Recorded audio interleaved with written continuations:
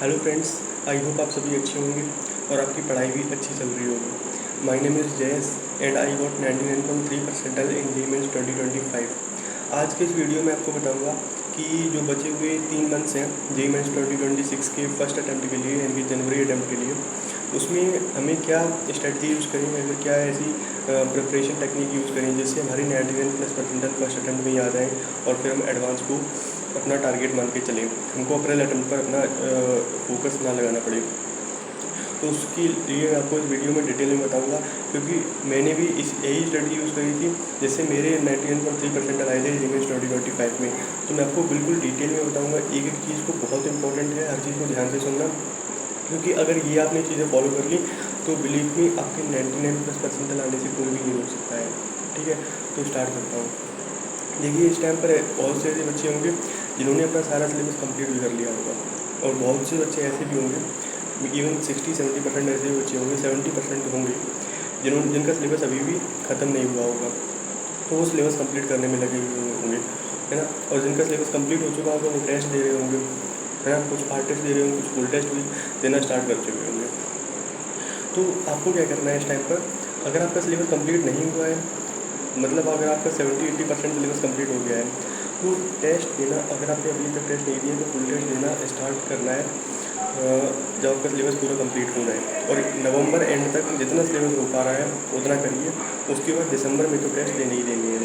ठीक है, full test देनी है सारी 15 फुल टेस्ट मैथनोलॉजी टेस्ट सीरीज होती है, वो आपको पूरे कंप्लीट दे करके जानी है।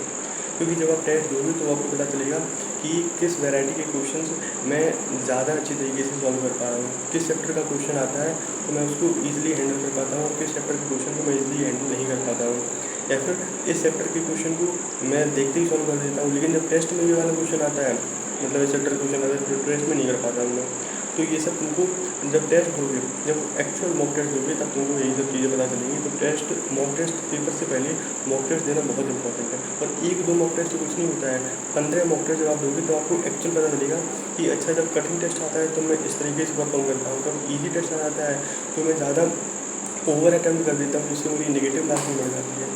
तो वो सब चीज़ें भी हमको देखनी होंगी। ठीक है, मान लो अब इस टाइम पर कुछ बच्चे ऐसे होंगे जिनका सिलेबस बहुत कम हुआ है, मान लो 50% हुआ है ना, और वो चाहते हैं 99% आ जाए, तो क्या आ सकती है? बिल्कुल आ सकती है, लेकिन आपको बहुत हार्ड वर्क करना होगा इस टाइम पर, इस 3 मंथ्स में। अब मैं आपको बताऊंगा कि आपको क्या क्या चीज़ें करनी है और कौन से इंपॉर्टेंट टॉपिक्स हैं जो आपको पढ़ने चाहिए मैथ्स के लिए, या फिर चैप्टर जो मोस्ट इंपॉर्टेंट है वो आपको बताऊँगा, जैसे आपकी ईजिली 99+ परसेंट आएगी इन 3 मंथ्स में। ओके, तो अभी अगर तुम्हारा सिलेबस 50-60% हुआ है तो तुमको अभी क्या करना चाहिए मैं आपको बताता हूँ। ठीक है, तो अभी तुमको कोई भी मॉड्यूल नहीं लगाना है, तुम ये बस सोचने बैठ जाना है कि मैं इस चीज़ का इसका मॉड्यूल लगा लेता हूँ या फिर इसकी बुक लगा लेता हूँ। तो अब तुम्हारे पास मॉड्यूल या बुक लगाने का टाइम नहीं है, क्योंकि तुम्हारे पास ऑलरेडी अभी सिलेबस ही कंप्लीट नहीं हुआ है। तो तुमको पहले अपना सिलेबस कंप्लीट करना है, हर चैप्टर की बेसिक नॉलेज आनी ही आनी चाहिए, क्योंकि अगर किसी चैप्टर से ईजी सवाल आ जाता है, और जो कि मोस्टली आते हैं जीएमएस में, तो वो ईजी सवाल भी तुम क्रैक नहीं कर पाओगे। तो तुमको हर चैप्टर की बेसिक नॉलेज तो रखनी ही रखनी है। ठीक है, तो तुमको क्या करना है एक्चुअल में, अगर तुम्हारा 50-60% सिलेबस हुआ है तो अभी तो तुम सिलेबस भी कंप्लीट करना है, और उसके साइड बाई साइड तुमको पीवाईक्यूज भी सॉल्व करने हैं। ठीक है, मैथ्स में तुमको 2020, मैथ्स में क्या है, हर सब्जेक्ट में 2020 मतलब 2020 से 2025 तक के सारे पीवाईक्यूज लगा डालने हैं। ठीक है, 2020 से 2025, और ये इवन अराउंड एक सब्जेक्ट के लिए 3000 के अराउंड क्वेश्चन होंगे, हर एक सब्जेक्ट पर सब्जेक्ट की बात कर रहा हूँ, 3000 के अराउंड। तो पीवाईक्यूज सारी लगानी है, ध्यान रखना है, पीवाईक्यूज को मिस नहीं करना है। अगर तुम पीवाईक्यूज को मिस करोगे तो नंबर नहीं आएंगे, लेकिन अगर सारे पीवाईक्यूज को समझ लिया ढंग से, उनके पैटर्न को एनालाइज कर लिया कि किस तरीके के सवाल रिपीट हो रहे हैं या फिर किस तरीके के सवाल पूछे जा रहे हैं, क्या पैटर्न बन रहा है, तो पैटर्न आइडेंटिफाई करना ही मैथ्स में बहुत इंपॉर्टेंट है। अगर तुम पैटर्न आइडेंटिफाई कर लेते हो तो मैथ्स में 99+ परसेंटाइल आने से कोई भी नहीं रोक सकता, ये बात लिख कर के देंगे। ठीक है, तो पीवाईक्यूज लगानी है। उसके बाद तुमको दिसंबर में तुमको टेस्ट लगाना स्टार्ट कर देना है। फुल टेस्ट की बात करता हूँ, फुल टेस्ट, चैप्टर टेस्ट या पार्ट टेस्ट में दिसंबर में तुमको फुल टेस्ट लगानी है। अगर तुम फुल टेस्ट लगाओगे तब तुमको अपनी मिस्टेक्स के बारे में पता चलेगा, तुमको अपनी स्ट्रेंथ और वीकनेस के बारे में पता चलेगा, तुमको पता चलेगा कि टफ पेपर में और इजी पेपर में तुम किस तरीके से परफॉर्म करते हो। तो टेस्ट दिसंबर में 15 फुल टेस्ट देनी है, 1-2 नहीं, 15 फुल टेस्ट देनी है, तभी तुमको एक्चुअल पता चलेगा। और उसकी एनालिसिस सब करनी है, केवल टेस्ट नहीं देना है। Analysis is the most important part of the test. तो एनालिसिस तो लगा करके ही जानी है, ठीक है। समझना है कि मैंने क्या गलती करी, क्या गलती नहीं करी। तो number 1 is PIQ, number 2 is full test. Full test means mock test, जो कि मेथडोलॉजी टेस्ट सीरीज में है, ठीक है।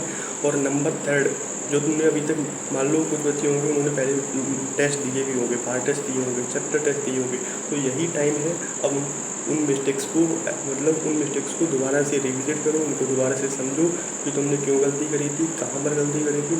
या फिर तुमने मान लो DVPs लगाई होंगी तो वहाँ पर तुमने कुछ क्वेश्चन मार्क करे होंगे, या फिर तुमने मान लो कुछ बच्चे ऐसे होंगे जो अभी टेस्ट दे रहे होंगे, है ना, तो उन्होंने बुक्स में क्वेश्चन को मार्क करा होगा जब उन्होंने बुक सॉल्व करी होगी, तो वो मार्क क्वेश्चन को सॉल्व करो, है ना। तो number 1 PIQ, test and full test, and number 3 is mistakes को रिविजिट करना, है ना। मिस्टेक्स बोले तो मीन्स तुमने जो तुम्हारे जो बुक मार्क क्वेश्चंस हैं, है ना, या फिर तुमने DPP में क्वेश्चन नहीं कर पाए हैं, या फिर तुमने पार्ट टेस्ट या चैप्टर टेस्ट में क्वेश्चन नहीं कर पाए हैं, वो तुमको इस टाइम पर करने हैं। And number 4 is the most important thing, अपने नोट्स को रिवाइज करना है। क्योंकि नोट्स को क्यों रिवाइज करना है, क्योंकि बहुत से बच्चे ऐसे होते हैं जो कि पेपर के टाइम पर फॉर्मूला ही भूल जाते हैं, उनको फॉर्मूला ही याद नहीं आता है। तो जब फॉर्मूला ही नहीं याद होगा तो क्वेश्चन कैसे ही कर लेंगे। कोई कॉन्सेप्ट मान लो, कोई प्रॉपर्टी है किसी चीज़ की, तो तुमको प्रॉपर्टी याद नहीं आ रही है, उस प्रॉपर्टी को सवाल ईजिली हो जाएगा और तुम बेसिक चीज़ लगा कर बैठे हो, तो वो क्वेश्चन वैसे ही नहीं होने वाला, है ना। तो तुमको अपने नोट्स को बार बार रिवाइज करना है, जिससे कि तुम्हारी हर चीज़ एकदम दिमाग में फिट रहे, ठीक है। ये 4 चीज़ें अगर तुम कर लेती हो तो बिलीव मी 99+% तुम्हारी गारंटेड है ना। लेकिन इनको कंसिस्टेंसी से करना है, शिद्दत से करना है, और हमारे 99+% फर्स्ट अटेम्प्ट में आएंगे ही आएंगे, ठीक है। ओके, तो thanks for watching my video. अगर वीडियो अच्छा लगा हो तो चैनल को सब्सक्राइब कर लीजिए, लाइक और शेयर कर लीजिए, एंड थैंक्स।